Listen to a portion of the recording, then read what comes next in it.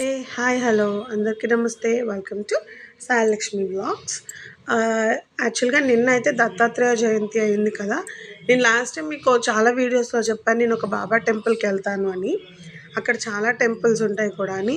And ఇక్కడ దత్తాత్రేయుడు temple కూడా ఉంది. అండ్ ఇక్కడ దత్త జయంతి అనేది చేశారు. ఎలా చేశారు, ఎలా జరిగింది, అండ్ మధ్యాహ్నం అన్నదానం అయింది. మార్నింగ్ పాలాభిషేకం వాళ్ళ చేతులతోనే వాళ్ళు పాలాభిషేకం చేశారు. అండ్ సరౌండింగ్లో టెంపుల్, వినాయకుడు టెంపుల్ కూడా పక్కనే ఉంటుంది.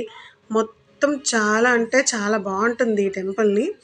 విజిట్ చేయాలంటే పోర్ట్ ట్రస్ట్ కైలాసపురం టెంపుల్ ఇది. సో విజిట్ చేయాలనుకున్న వైజాగ్లో ఉన్న వాళ్ళైతే హ్యాపీగా విజిట్ చేయండి. సో ఇప్పుడు వీడియో అయితే చూసేసేయండి.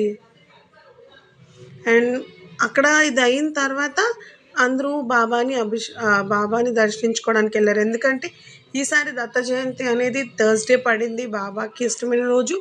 అండ్ బాబా గురువు గారు దత్తాత్రేయుడు కాబట్టి సో దాన్ని బట్టి రెండు బాగా కలిసి వచ్చాయి. అండ్ బాబా టెంపుల్లో కూడా అన్నీ బాగా జరిగింది. అండ్ ఈవినింగ్ 7:30కి ఊరేగింపు కూడా జరిగింది. బాబాని దత్తాత్రేయుడిని పెట్టి ఊరేగింపు కూడా చేశారు. అండ్ చాలా అంటే చాలా బాగా జరిగింది. మీరు ఎప్పుడైనా విజిట్ చేయాలనుకున్నా ఇలాంటి స్పెషల్ డేస్ కొన్ని ఉంటాయి. అవి ఏంటంటే గురు పౌర్ణమి కానివ్వండి, లేదంటే దసరా టైంలో కానివ్వండి, అలాంటప్పుడు ఈ బాబా టెంపుల్కి వచ్చి విజిట్ చేయండి.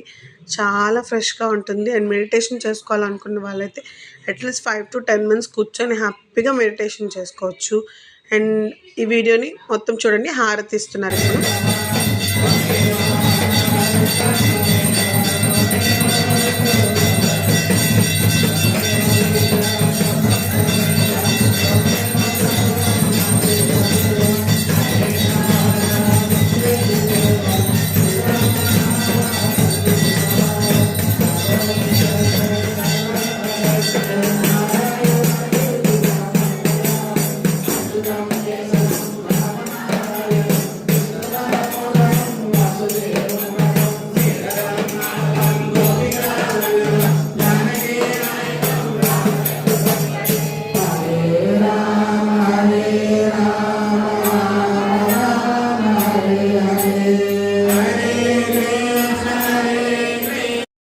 సో ఆఫ్టర్నూన్ అన్నదానం కూడా జరిగిందని చెప్పాను కదా.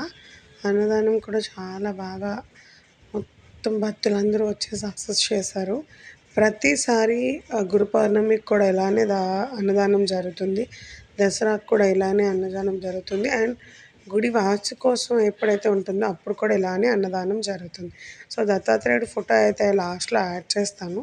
ఎలా ఉంది ఏంటి కమెంట్ చేయడం మర్చిపోకండి. Thank you all. Thank you for